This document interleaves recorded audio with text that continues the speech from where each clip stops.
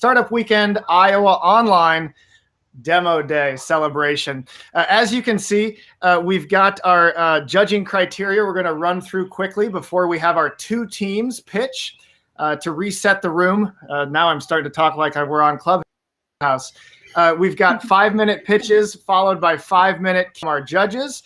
We're actually going to take a quick commercial break, if you will. We're not going offline. They're going to jump in and do some conversations and deliberations in real time before bringing you back the results to award our top finisher for this weekend's Startup Weekend event. Before we get started, I do want to take a quick look at some of our judging criteria. Jay, you've left validation up there, which is one of the primary areas that our entrepreneurs have been aware of as they've crafted their slide deck and their storytelling efforts. Jay, if you want to take a peek at the execution and design, we're also going to be looking at the type of prototyping. How quickly are we building something into reality in order to kind of bring that idea to life? And then last but not least, we're also going to look at the business model, right? How is the value prop going to lead to paying customers and the ultimate product market fit? And so were they talking with customers to do some discovery? Were they learning during those research processes? We had mentors that were talking about team dynamics right out of the gate. We talked about research and testing. We finished with a late night marketing conversation and then started the day with another renewed marketing discussion that led pretty quickly into sales. Our organizing team has been great. We'll talk about them here in a moment. But Kaylee Williams had a wonderful presentation, and then pitch practice, which was all sorts of fun, talking with different types of investors in order to really polish their storytelling into this 5-minute concise experience. Jay, if we want to keep on moving here, we'll talk a little bit about how this works. I've already shared logistics, so let's move on. These are our two teams and the order at which we will hear from them. Mismatch, I'm not going to give away any secrets. We'll hear from them first. And then Inc2 will follow up around that 7:30, 7:35 mark. So that is our order for pitching. Awesome. Hey, everyone. So I'm here to represent Team Mismatch, and I'll tell you what it's about right now. So think about the last time you put on socks. How was it? What was the feeling like? Exciting? Thrilling? You probably didn't think twice. Putting on socks has been the same monotonous routine for such a while. COVID-19 has actually increased the need for adventure and thrill that we want in our lives. So why not do it through socks? Actually, 50% of the customers that we spoke through our surveys agree that life can be made more exciting through socks. So introducing Mismatch. Socks that tell your fortune. What is Mismatch? A fun, whimsical, and original premium sock brand that is purposefully mismatched, with tarot cards printed on top of it. The tarot cards are a very popular activity in the US used to tell your fortune. There are approximately 78 in a pack with different things like the Empress, the Wizard, Magician, etc. And a combination of them can help you tell a fortune. Why not add a ritual story on top of this that can help you shake up your mornings? So the new ritual will allow users to go to a web app that will help them select the two socks that they've put on together and discover their tarot fortune for the day. So the market opportunity that we've thought about and the way that led us to socks is the US market represents about $9.3 billion of it, which is approximately 20% of the global market, which is about 47 billion. And it's currently growing at about 6.7%. Thinking about the psychic market itself by focusing and targeting on them, because they represent about 2.2 billion in terms of people accessing psychic services. Given all these numbers, we assume we have about a $60 million opportunity to tap into. So I'll give you a quick demo of the solution that we have. We're planning to sell the Mismatch socks through Shopify, a online e-commerce platform. We have built that But I assume given the pandemic, everybody has done some sort of e-commerce shopping, and I'm not going to go through that. What I would like to focus on specifically is the ritual. This is how the sock ritual is going to work. Step one, you pick a pair of your socks from the mismatched rack in the morning. Step two, you put them on. Step three, you see what the universe holds. It takes you to a platform like this. You select the sock that you put on your left foot, the sock that you put on your right foot, and you see what your fortune is. Hard work and sacrifice is paying off today. We are also using reverse marketing strategies here where they're able to go back to the site and potentially use some promotions that can help them go purchase the product. So the go-to-market strategy that we have for what we're thinking about is starting from a prototype and marketing platform by just using a Kickstarter and a direct-to-consumer thing. We'll connect with suppliers that can help us do print on demand, which will be a little expensive initially, but it'll help us test the market and validate our idea. Eventually, when we get to our final market penetration, we plan to expand our suppliers to international markets in Asia, such as Bangladesh, Vietnam, or Korea, and help reduce our unit costs, increasing our profitability. Some of the ways we intend to reach our customers is through traditional D2C channels of advertising and marketing, Facebook, Reddit, etc. But another option that we've considered is subscribing with other clothing brands that have subscriptions and adding our socks within them as well. Using other promotion strategies like marketing referrals, BOGOs, buy two, get one free, and then the reverse marketing strategy you saw on our website is also an opportunity. The way that we're thinking about expanding on this is actually building more new tarot illustrations. Tarots, the 78 cards I had mentioned earlier, they tend to be static. However, the illustrations that represent it, as you may have seen through some of the images on the slides, they modify. By adding new tarot illustrations in our socks, we will be able to expand our offerings to the customers. Another element is that we're also gamifying the socks so that customers will have rarer socks to purchase, rarer socks that can help improve their fortune, and so they would be able to purchase it more. Finally, we also considering licensing it with external partnerships, either for popular fiction such as Harry Potter or Pokemon, or partnering with sports franchises like NHL and NBA. I'm from Canada and Toronto specifically. The Leafs have not won the Stanley Cup yet, so I would love to see a Stanley Cup and a Leafs sock pair up together, and hopefully we can potentially win. Just want to introduce my team that I've been working with over the weekend. All of these people have been great, and startup weekend was amazing. Thank you. Hey, and the alarm is just going off. It's like you've done that before. Way to go. Very nice presentation. Appreciate the wonderful storytelling and right on the clock. Woo! That was nice. We have about 5 minutes. I will go ahead and start that time, allow the judges to ask some questions and go back and forth with our entrepreneur. I'll start that 5 minutes now.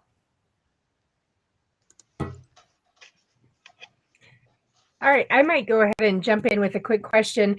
As you talked about the market, the target market that you're going after, you talked about the old sock market, but just because everybody wears socks, not everybody is going to buy from you. So could you just reiterate for me what your actual target market is?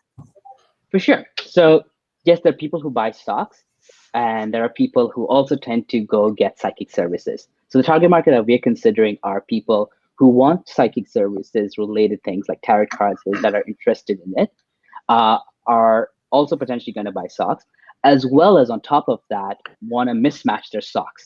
Based on our customer surveys, about 33% of our customers responded that they do mismatch their socks. So factoring all these three different factors, we're trying to find that perfect customer that is interested in all these three things.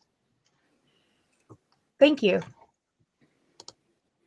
To build off that a little bit, I'm interested a little bit more in that target market and also specifically the tarot cards. So I think that's an interesting concept, but tarot in some cases people can be a little iffy about, whereas maybe astrology and horoscope is maybe seems more safe, because sometimes the tarot cards can be scary. Because I noticed you said maybe even socks for little ones.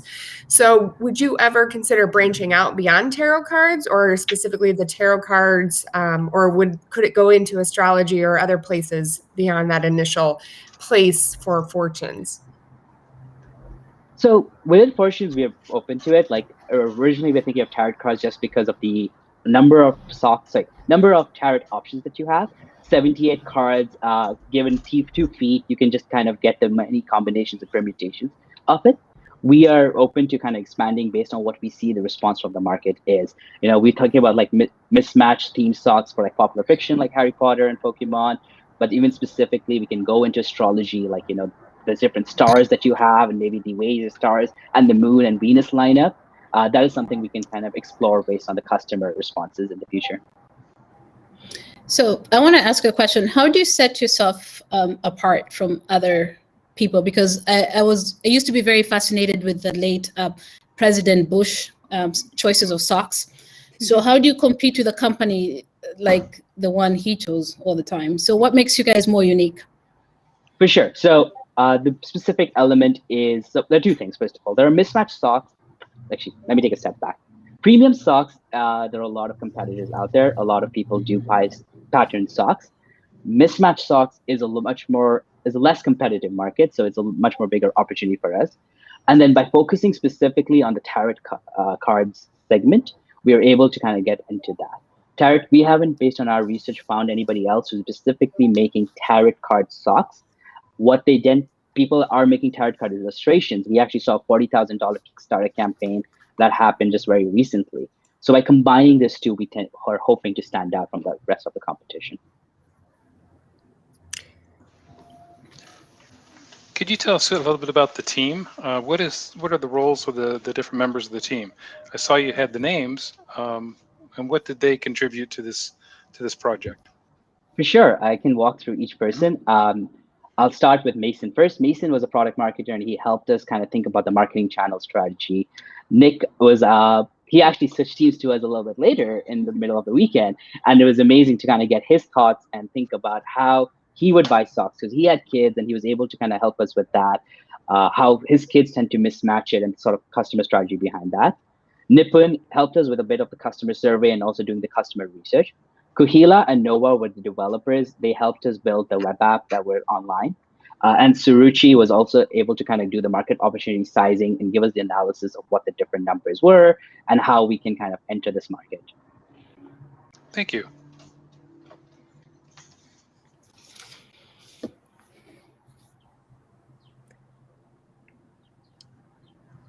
Well, if we have just a few seconds, what's the thing you want us to take away from your pitch? Mismatched socks will help you make it fun, change up the morning routine, and the whole ritual will just make life after COVID a little bit better. I have one question, and it's just kind of through my experience. So I know Jill mentioned this, like the horoscope angle, but Spotify does like video today, and you can hear an audio message of what your horoscope is. So have you guys played around with the tarot cards? Like, what are all the different ways that people can experience that so it makes it sticky to come back to mismatch? To be honest, I have not considered that opportunity yet. So that is something definitely I would have to look into. It's really interesting. I did not know about the Spotify giving you the astrology recommendation. The web app was just the thing that we initially thought about just as a way, because customers can go, even potentially making a progressive web app that's on their phone as just something is there. But yeah, it'll be really interesting to kind of see some other strategies that we can kind of give the fortune to the customer based on their thoughts. Mm-hmm. Cool. Thank you. Imagine sitting with your favorite tiny humans, searching for a book to read, and they notice something. And with their eyes wide, they look up and ask, "Why do none of the characters look like me?" At that moment, you realize they don't see themselves as the heroes of their own stories. And you decide to right this wrong, but you're faced with a massive challenge that many people don't overcome. I know this story because it's mine. I want to introduce you to my little sister, Nyela and Una. The good news is my story has a happy ending, but many people struggle to put together their talents to bring their stories to life. The problem that we're looking to solve is that self-publishing authors struggle to find affordable, quality art for their stories, and illustrators are looking for portfolio and revenue opportunities in an increasingly competitive landscape. We're looking to start with self-publishing authors and illustrators with children's books with experience between 1 to 5 years and trying to advance in their careers. Hi, I'm Maurice Davis, one of the co-founders of Ink2, and we are an online platform that matches illustrators and authors together so they can build their story. Our customers are the authors and the illustrators' early stage careers that are looking to grow and advance. During our customer discovery process, we found 4 interesting things. The authors wanted to pay for illustrations outright. They were looking for easier ways to find illustrators. Both the author and the illustrator wanted a vetting process for quality, and both were looking for a central place to find resources to help them. Here's how the process works. It's so simple. Think Fiverr for authors and illustrators only. Yep. Thank you, Maurice. So we understood the competitors in the landscape, and we tried to come up with the best competitive landscape. And the chart you can see here shows our positioning in the service-based and collaborative work quadrant. So we have Fiverr, Upwork, 99 Design, artists and writers forever. But where they lack, we try to fill the gap. We're trying to focus on collaboration between illustrators and authors, and we want that to be in a service-based, equitable manner that isn't just a one-time project, money-based fee. We conducted a SWOT analysis, and we understood that our main strengths lie in the collaboration and the marketing services we provide. The weaknesses are the barriers to entry. It's a new approach in a relatively old market. Opportunities, we want to focus on children's book to begin with, so that gives us a niche focus, and that's a good start.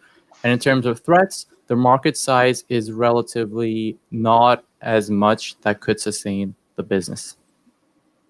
The business model is fairly simple, as outlined in the diagram here. Authors will be connected to illustrators via Ink2. Authors will provide illustrators with a chance to increase their portfolio and gain some revenue streams for their illustrations. Illustrators will provide authors with a chance to share their illustrations and realize them in a book. Ink2, in between, will provide matchmaking services for authors and training and certification for illustrators. The pricing model outlined here will be explained more by Maurice. So what we'll do is we'll charge for education services in order to fill the gaps for both the illustrators looking to advance their careers and the authors looking to fill their understanding of how to publish, formatting assistance for the authors and illustrators looking to push their books out self-publishing, and then marketing services for any author or illustrator that's looking to grow their revenue. The cost broke down here include $4,600 for a total cost. $3,200 of that will go into developing the website and the platform, and $400 is reserved for legal and professional fees, which will include writing the terms of service and a privacy policy. The go-to-market strategy, we only started yesterday, and that's when the team and ideation started. Today, we had to finish up the presentation for demo day. By May, we want to develop the MVP and start user testing. June, beta launch and marketing. August, tracking KPI set and pivot if needed. And in December, we want to just acknowledge the progress we had. And this is the amazing team that brought everything together. And we wanted to thank you for sitting through the presentation and for all your support in the startup weekend. It was great. Thank you.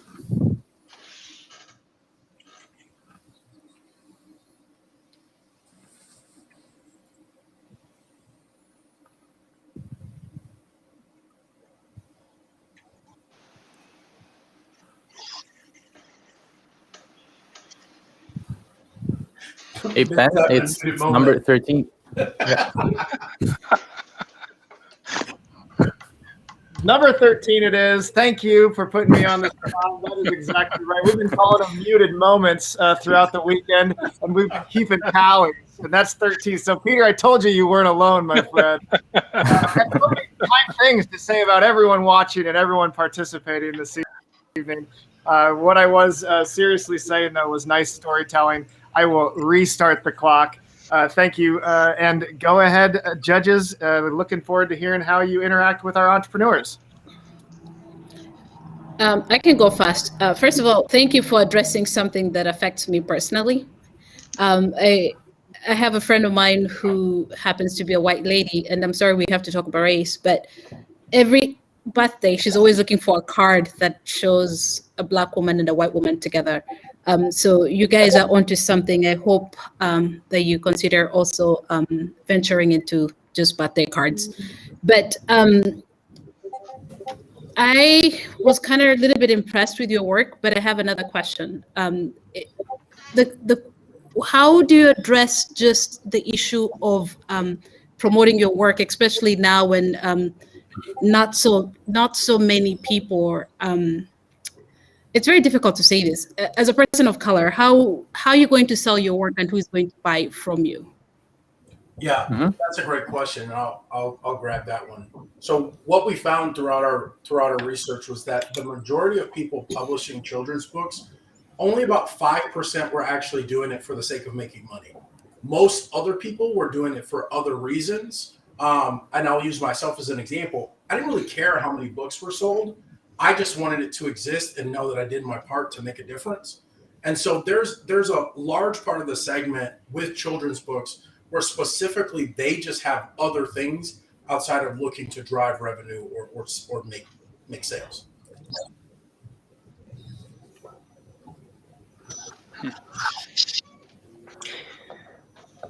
So along those same, go ahead. I had a question just about the business model. How did you arrive at the numbers that you did? For instance, the legal fees. To me, that seemed a little low, but what was the process for arriving at those numbers? Yep. Do you want me to take that, Maurice? Yeah, please. Yeah, sweet. So based on legal fees, they're the ones based in Canada, in particular Vancouver. So it's just using services that lawyers provide and some sample websites to give us the terms of service and privacy policies, and or in case we need a session of consultation to see if there's any other document we should prepare. Yeah, ultimately towards a final launch, other costs will be incurred, but that's our first estimation. So I have a question. What do authors do today? Because do they go to their local library to try to find an illustrator? Do they just ask around because someone has artist friends? Can you talk about that and like how you guys diagnosed that this was a problem? Yeah. So currently, most authors are kind of doing a combo of what you're talking about now. They're looking for referrals through people that they know, and then they're leveraging platforms like Fiverr, Upwork, and or Facebook groups in order to try to facilitate or locate someone that kind of makes sense. And so how we kind of came up with that this is a problem. Well, number one, I've dealt with it. And then as I was looking, noticing that other people were dealing with it, but I'm in 5 or 6 other author illustrator groups. And this is one of the biggest problems is knowing who to go to for your style of illustration that you're looking for. And while Facebook is great, it's not really the platform designed for that. So it makes that process a little more cumbersome. To go a little bit off of what Diane was saying. Go ahead. All right. I'll just jump in real fast. The question that I had was for the buy-in that you have for people. As you are more and more coming up as far as the illustrators and the writers, and you were talking about groups that you've been involved in, what is to prevent somebody else from expanding their existing platform to encompass some of this? To be honest, sorry. Go ahead. You can take it, Paul. Yeah, sorry. I just wanted to ask a clarification on that. So you mean why wouldn't Fiverr do the same thing or Upwork? Yeah. They could totally do it. Yeah. They could totally do it. Same as like any other startup's biggest fears, like Google or Amazon might do it. But the way I see it, it's not their business model. They have a self-sustaining business model that's been working for months and years. So I see no reason for them to pursue it, at least right now. Okay.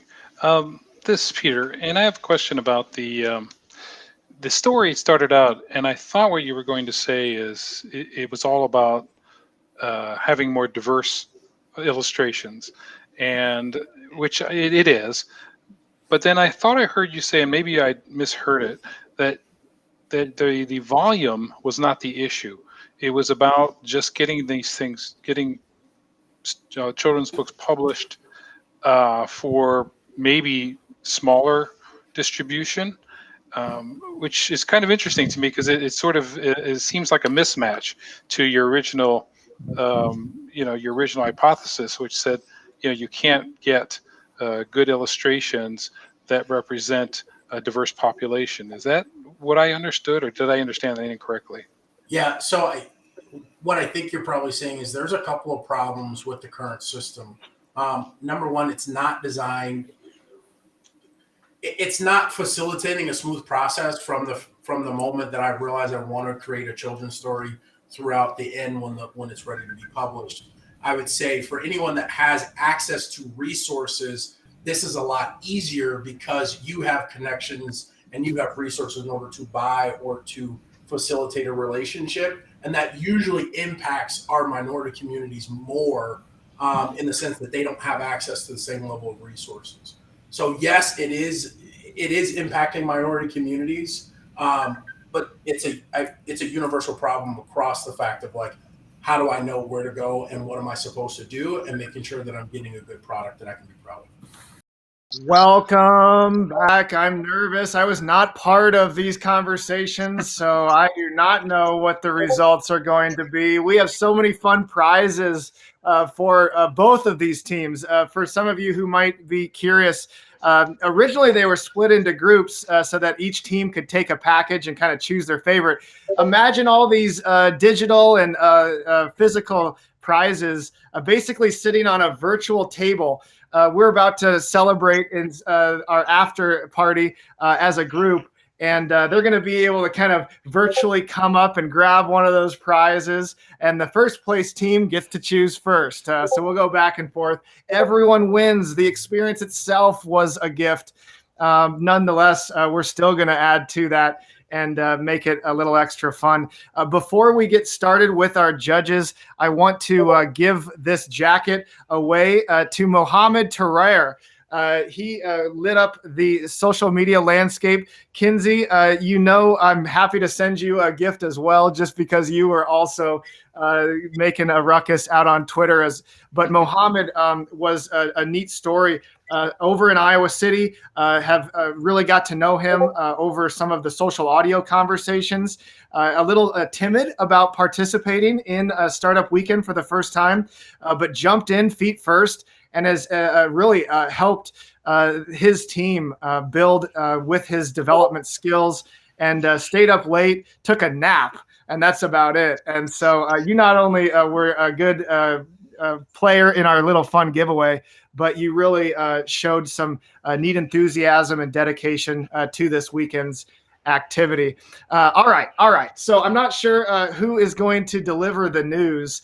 Jay, I'm not sure either if we even have the slide to celebrate our winner. But I suppose if we can get somewhat of like a moment. All right.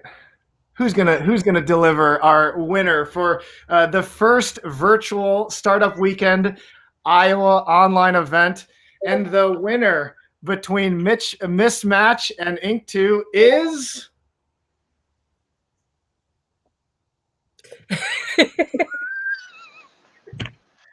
We just wanted to draw it out a little bit longer. Love it.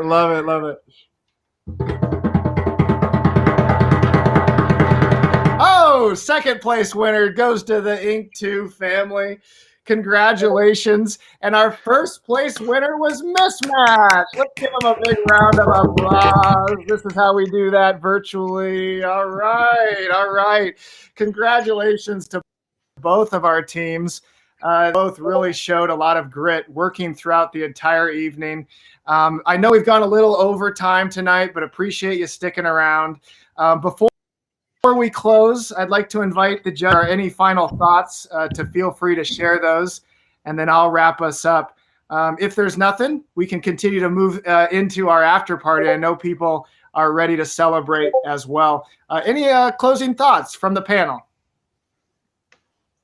I just want to say it took us a long time as we were deliberating. So all of the teams should be proud of themselves and what they put together. And I encourage both teams to continue reaching out to the resources across the state to really move these ideas forward. I think we have some great opportunities here.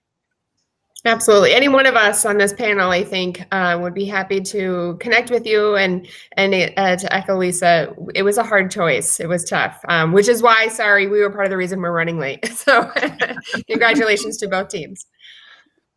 I would just add too that the slides and the level of the pitching was really great. I've worked with a lot of student entrepreneurs, a lot of what I say adult entrepreneurs, and you guys really did a great job to both teams, so Mismatch and Inc. too. So I think you should feel proud too, and just the level of creativity you guys put in. Design, I know that was something we judged on too, so great job.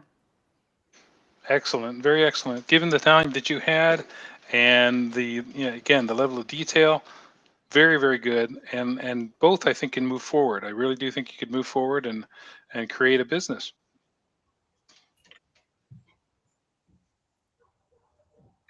Very nice. Very nice. Nancy, any final thoughts, my friend? I think they're both fantastic. Thank you for the work that you put in. I think this is a great idea to just spend a whole weekend to do something fun like this. Thank you.